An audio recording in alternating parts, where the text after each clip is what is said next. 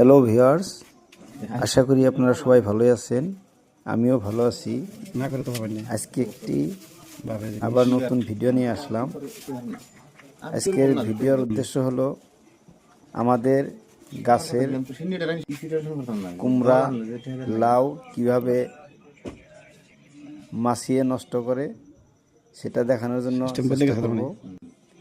কুমড়াটা সেরকম ভালো হয় নাই, কারণ আমি দোকানে বসে বসে কাস্টমারের সাথে কথা বলি, ছবি আঁকি, তাই ছবিটা সেরকম ভালো হয় নাই। শুধু আমি দেখানোর চেষ্টা করছি যে মাছি পোকায় কিভাবে আমাদের গাছের ফল নষ্ট করে, সেটাই দেখানোর চেষ্টা করছি।